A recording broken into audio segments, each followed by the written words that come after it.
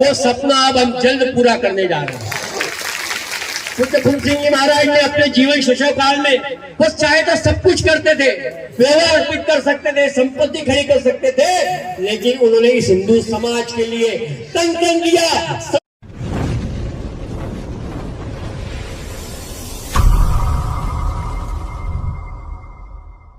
समय अब निकट आ गया है, इनको झावा से बाहर करने का समय आ गया है। वो सपना हम पूरा करेंगे फूल सिंह जी महाराज का, ये झाबुआ धर्मांतरण से मुक्त हो, वो सपना अब हम जल्द पूरा करने जा रहे हैं। पूज्य फूल सिंह जी महाराज ने अपने जीवन शैशव काल में वो चाहे तो सब कुछ करते थे, व्यवहार अर्पित कर सकते थे, संपत्ति खड़ी कर सकते थे, लेकिन उन्होंने इस हिंदू समाज के लिए तन तन दिया, समय दिया और अंतिम में अपना प्राण भी दिया, लेकिन समाज को बचाने का काम पूज्य फूल सिंह जी महाराज ने किया।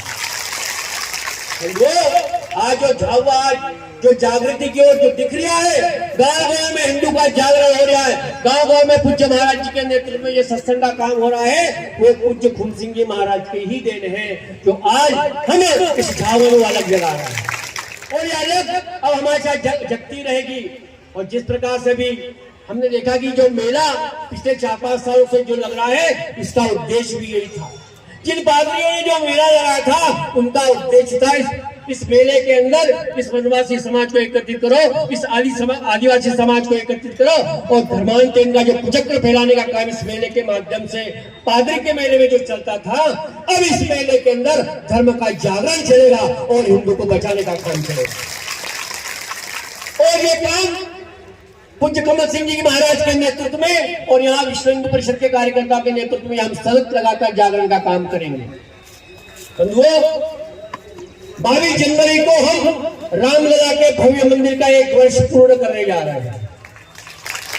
हम सबका सौभाग्य है कि एक पीढ़ी ने अपने बलिदान देकर के उस काम की ढांचे को ध्वस्त किया और दूसरी पीढ़ी ने उसमें मूर्ति का प्राण प्रतिष्ठान करके इस देश को गौरव दिया। वो केवल ईदगाह का मंदिर नहीं है, वो हमारा राष्ट्र का मंदिर है, हमारी पहचान है। प्रत्येक हिंदू की पहचान राम से है। आज हम गांव में, खेत में, शहर में जब घूमते हैं तो क्या कहते हैं? राम राम, जय श्री राम, नमस्कार, यही बोलते हैं ना।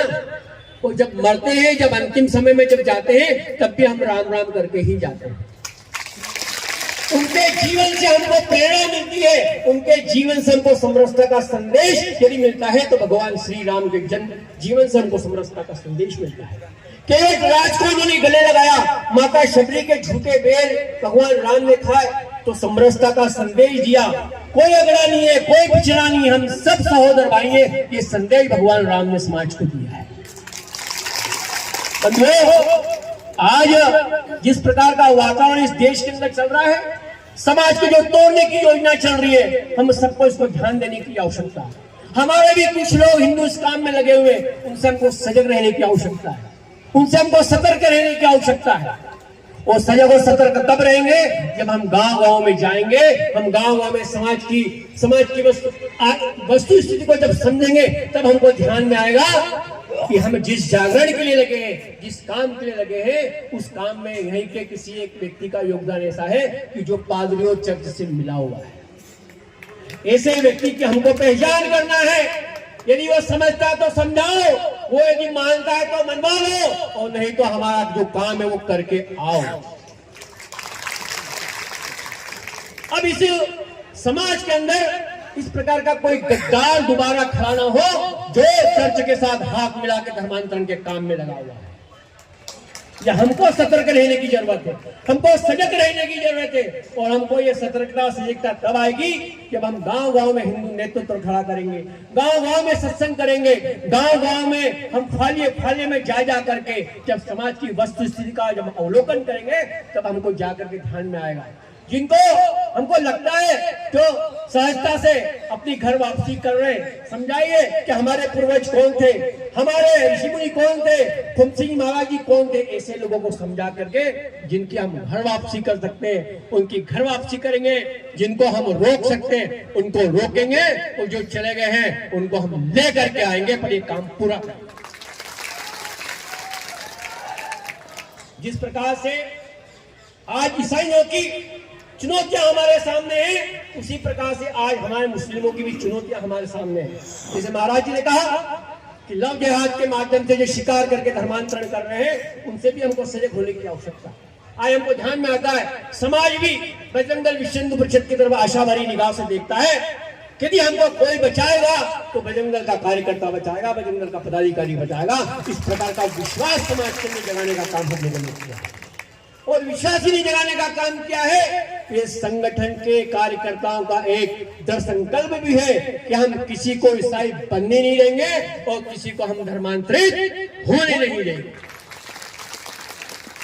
और आज जैसा हमको लगता है कि देश के अंदर जो हमको स्थितियां बनी है, जो लोग देश के अंदर जो कुचक्र कर रहे हैं, आज देश के अनुकूल परिस्थितियां भी है।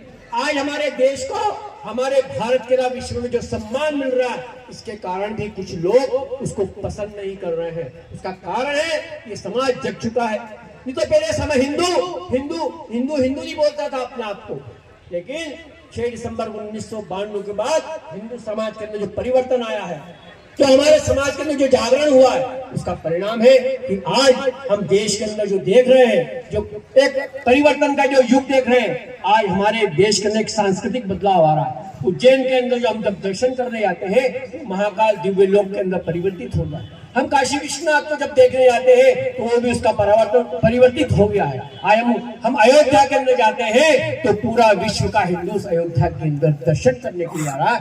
ये हम परिवर्तन की ओर जा रहे हैं। ये सब आप जैसे परिश्रमी कार्यकर्ताओं की मेहनत का कारण है। जन जागरण लगातार होते रहना चाहिए। काफी समय भी हो गया है और हमको शौर्य यात्रा नगर के निकालना भी है। भारत माता की, भारत माता की।